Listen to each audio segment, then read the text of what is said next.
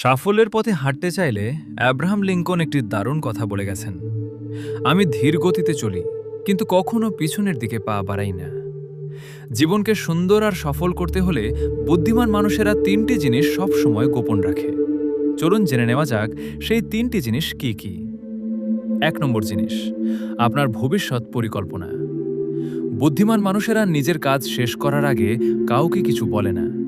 Lincoln সাহেব বলেছেন, নীরবে কঠোর পরিশ্রম করো, তোমার সাফল্যকে শোরগোল করতে দাও। আপনার কি স্বপ্ন, আপনি কি করতে চাচ্ছেন, সেটা কাউকে না বলে নিজের কাজে মন দিন। আপনার কাজই আপনার পরিচয় দেবে।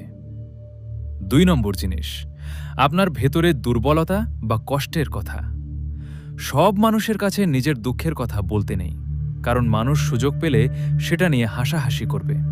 মনে রাখবেন, কঠিন সময় আপনাকে পরীক্ষা করে মেরে ফেলার জন্য আসে না। নিজেকে এত সস্তা করবেন না যে মানুষ আপনাকে অবহেলা করে। নিজেকে মূল্যবান বানান, পৃথিবী আপনাকে সম্মান করবে।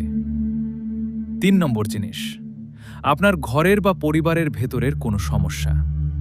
অ্যাব্রাহাম লিঙ্কন একটি বড় সত্য কথা বলেছেন, আপনি ততক্ষণ পর্যন্ত ঘৃণার আসল মানে বুঝবেন না যতক্ষণ না আপনার নিজের পরিবার আপনার বিরুদ্ধে যাবে। ঘরের কথা বাইরে গেলে ঘরের সম্মান নষ্ট হয়।